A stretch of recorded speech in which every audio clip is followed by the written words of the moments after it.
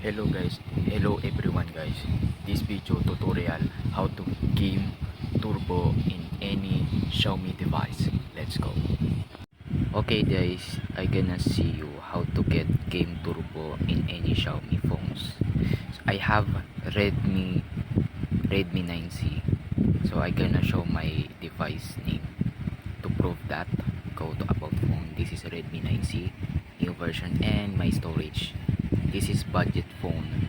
You see my design. This is Redmi 9C. Yeah, right. And then about that, so let's start it. So first is go to settings, scroll down, find additional settings, tap additional settings, tap accessibility, go to volume key shortcut, tap and turn on accessibility. After on accessibility, go to shortcut service and find game turbo.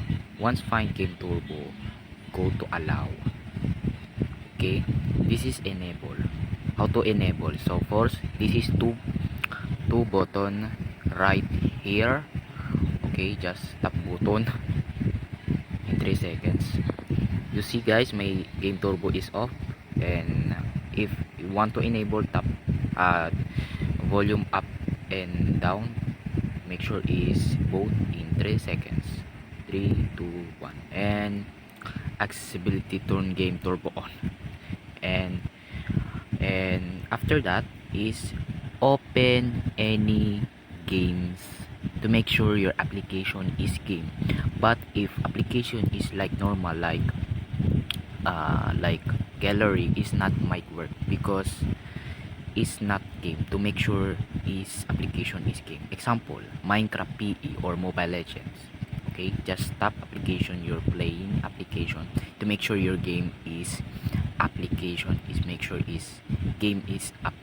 Okay, after open application game, any application game, just open, right?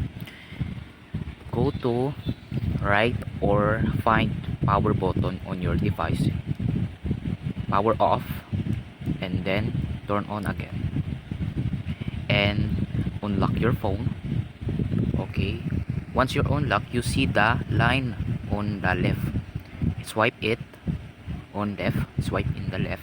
You see I got the game turbo in Xiaomi, just Xiaomi Redmi 9C. This is crazy because you have a budget on phone, but I have a features on game turbo. You can access DNE, record, screenshot, and just shortcut, cast any kind of features. Just tap in the boost.